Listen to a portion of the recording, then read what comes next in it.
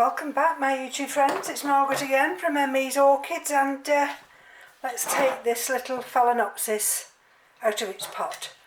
I've just cooked a chicken actually, and we're going to have a chicken sandwich, and then we're going to have the rest of the chicken at tea time. And I just thought, I just said to Keith, well, before we have a sandwich, I'll just repot this little phalaenopsis. And it's getting quite late because it's 2:30, and then I suddenly realised, and I thought, oh my god, I hope it's not going to be one of these where it's going to take me absolutely ages.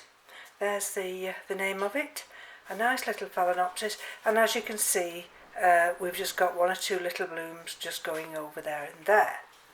And when this arrived, I think I received this round about the 12th of May. I didn't do anything with it, I just took it out of the pot and added some fresh sphagnum moss. So I've got some other sphagnum moss here, and I've got a slightly bigger pot which I don't know whether I'll need, and that pot will still go in the little bucket. So let's no more ado than take the label out and see what we're dealing with here. And that new leaf, that's coming along a treat. And let's see if I can get it to come out without causing too much damage. Now let's just bring you down a fraction and then you'll see what I'm seeing. There we go. I mean, I fell foul of these that come in sphagnum moss. Because what they hate is too much disturbance. So let's just, so all I did before was just pack this sphagnum moss, which is mine on this outside part now. I just packed that in, and let's just see, because this sphagnum moss, there's nothing wrong with this, so I will reuse that. But I tell you, I'm getting a whiff. And it's not a good whiff, so let's keep that to one side and let's see what we're dealing with. I'm going to take these little stakes out first, and so only just for safety reasons, so I don't spike myself.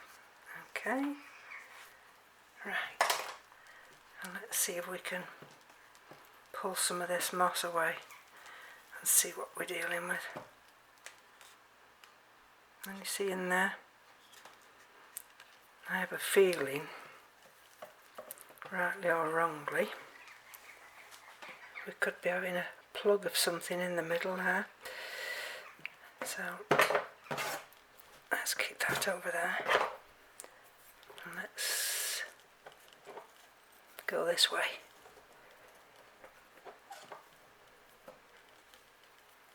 There, can you see it? That's the peat moss plug, and that's what I can smell.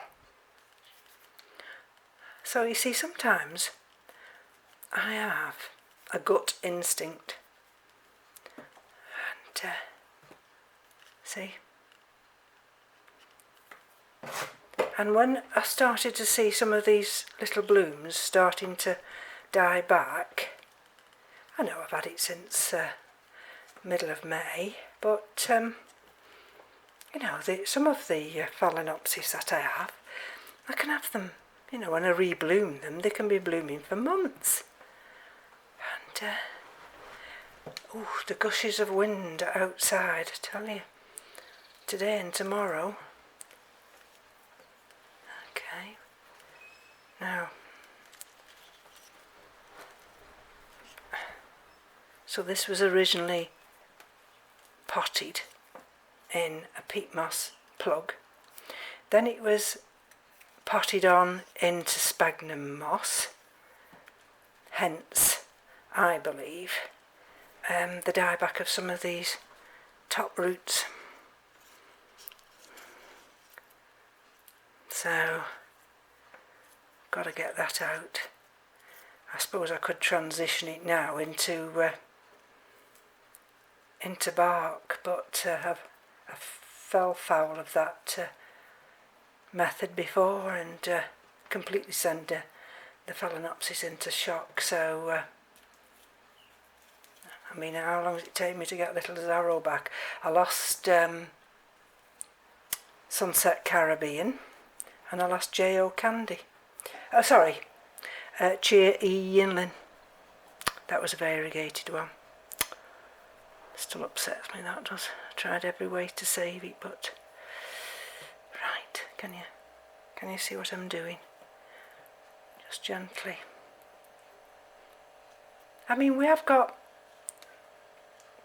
good roots, can you see? There's a nice root there. So we've just got to get rid of this plug. Right, now I'm going to come this way. Just to see. Now can you see there? Oh, we've got a little branching of that root. I mean, if I can... So that root should have come down a little. Right. Now what I need to do now is just get rid of this peat plug. Maybe we can... Are you seeing what I'm seeing? Get rid of a bit more of this moss just in here. Because this is the old moss. Now we're coming out of lockdown here in England, and not that it has mattered much to me and Keith, because we keep ourselves to ourselves. We're not venturing out because it's just like somebody tells you one day, oh, you can start venturing out, and they come out in the droves. Don't socially distance, of course. So we'll let the initial wave happen, and then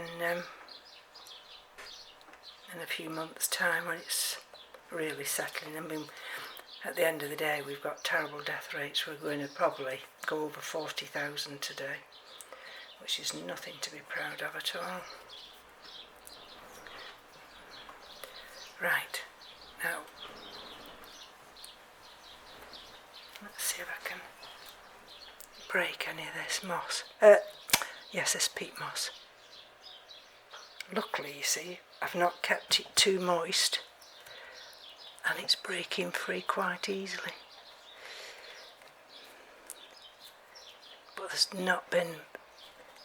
And you see how those roots there have cracked? Now there's not been much air to these roots at all. So,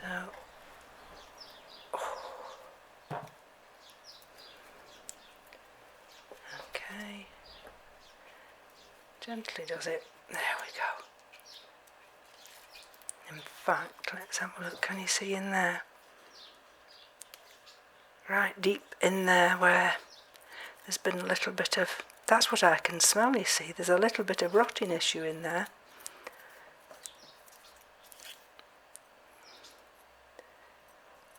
Which is not good.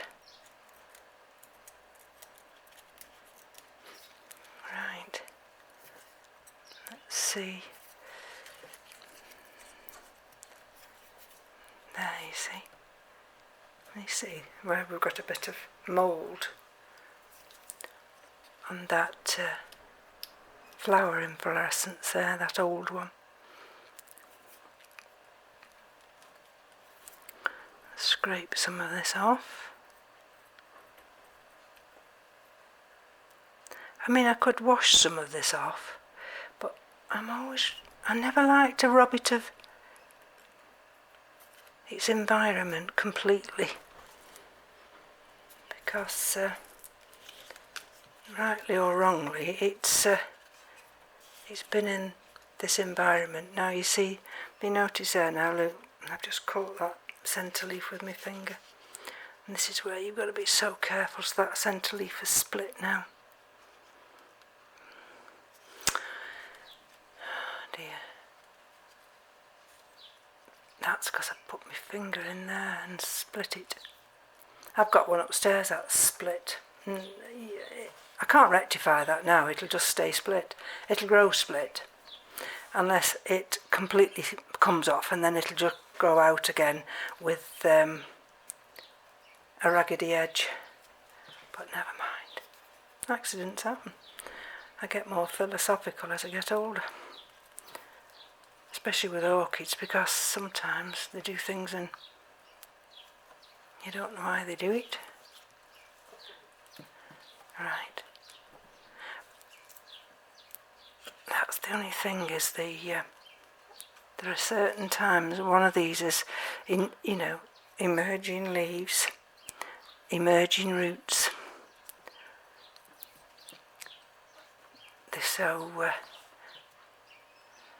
fragile, and as you get older your fingers get more clumsy, and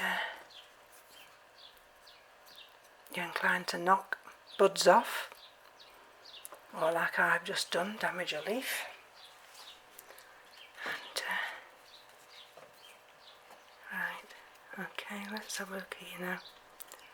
Can you see what I'm doing? There's just this area here that had a little bit of mould going on, so there's a root, you see, not brilliant.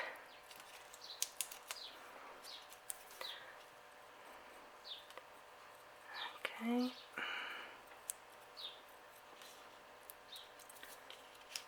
Right. Let's see what we're dealing with.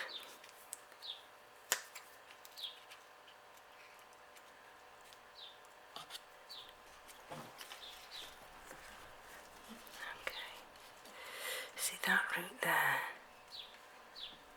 Now, did you notice then I was just going to chop that completely, but then I've just realised it's got that one there.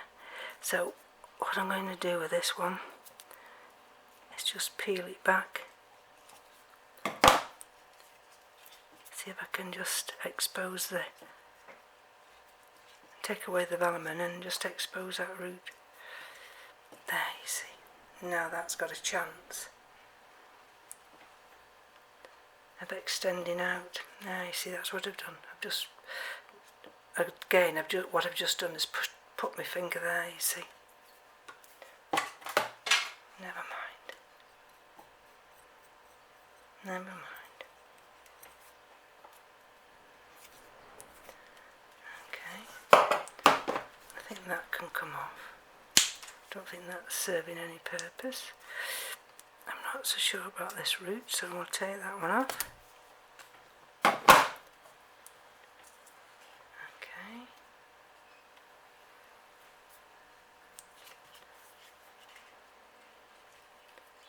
Right. I mean, it's got a root system, let's say that. I wouldn't say it's the best of root systems. See, this one's, that's completely gone. But I've seen far worse. And see, that's got a break there. How am I doing for time?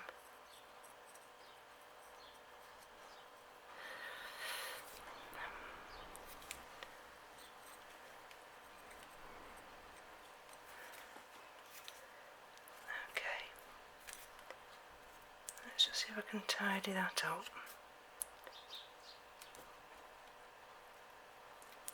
It's hanging on by a thread, but that's fine. Right.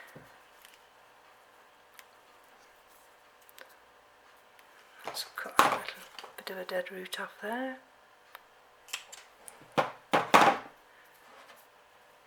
Take some of this moss off.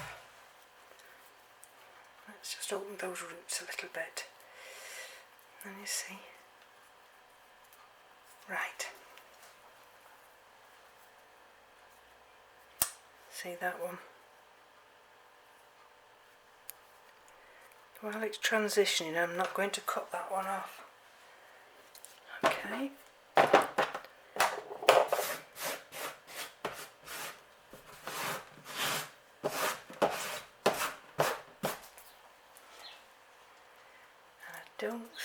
What I don't want to do is put sphagnum moss up inside there, because I want those roots in there to start to breathe. And then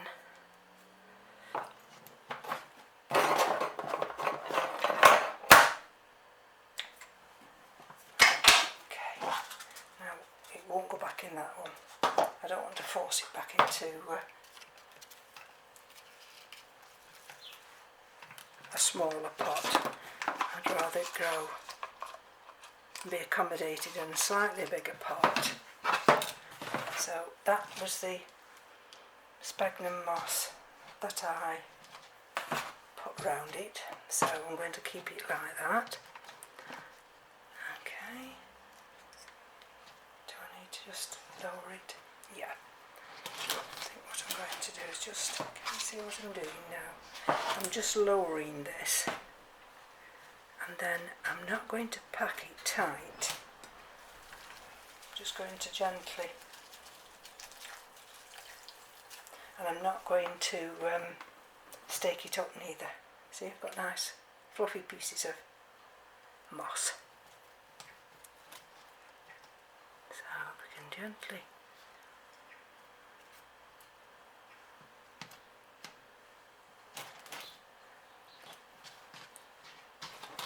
Now you see this root here. And you see this root here. I'm just going to trim that back.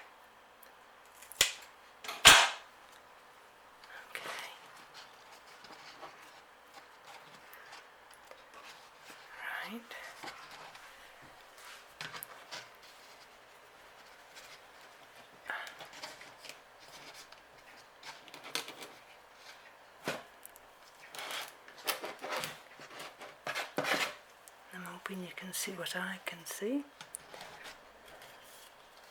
There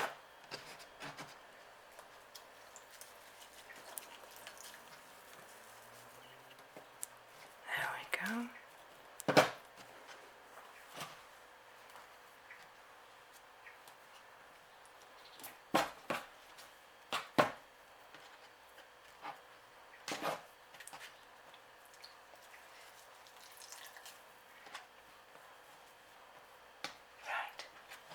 I think that might be it. There's the roots. Can you see the roots? And what I don't want to do is pack it down too much. Just want to take a little bit down so those roots can receive the moisture from the sphagnum moss. There we go. And then also by just gently pushing that sphagnum moss down, it's enabling this lovely little phalaenopsis to be more stable. Okay, right, what I want. Can you see what I want in this area to stay open, because I want it to dry. And what I might just do is put one little stake through there. Right, look at these little dinky clips. There we are. So it's all potted up now. All these top roots now can get air to them. They can breathe. And hopefully in a few weeks' time we'll see newly emerging roots in that area. and I can still hang it in the grow room because it'll fit in here, and the little handle, and you see the little handle, and then that'll allow that then just to cascade forward. And unfortunately, like I say, I've damaged that leaf, so I don't even think any florist glue will actually hold it together. The best thing is just to leave well alone and just see if it'll heal itself. So thank you for joining me again. I just thought I'd bring you into the windowsill area of the dining room here, and these are some of the African violets that are in bloom. That of course is the Adenium obson, that's the desert rose, coming along nicely. Got another one here, lots of buds to come up. There's another one, that's the Max Glacial Grape. I've had that since 2017. I think that's the same as the first one, but that's lovely. And go here, and there's Little Axel in all its glory. So and if I take you just over here, that's where the Hoya Carnosa tricolour just hangs on the wall here, not too far from the light.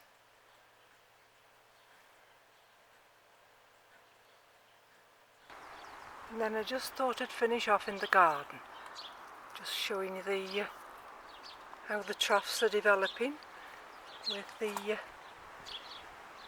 flowers now. You probably have a bit of distortion with the wind as it howls down this eastern side, but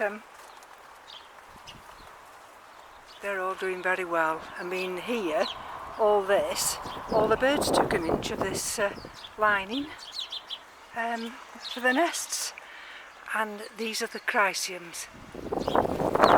Sorry about the wind, but there's another chrysium, and these are not moving much, but ooh, that wind is getting up. He said we would have wind, but all these are coming over nice. These are fuchsias, and there's two more of the chrysiums, and that's another basket. So they've all done very well when we had the warm weather. And if I take you over the fence now, look, now let's just see if it'll allow me to go in. There we go. All the petals off the roses, look at that. But never mind. There we go. Take you through. Oh, don't know if it'll allow me to go over there. Those are the spikes on the yucca. Look at the spikes. And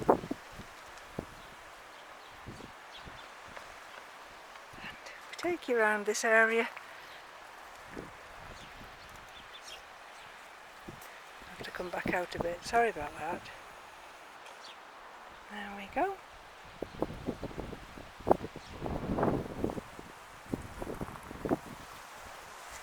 And these are the dahlias. Doing very nicely. And these are some of the primulas that have split and put into pots during that very hot weather. This is the cold frame. I have to bring that together.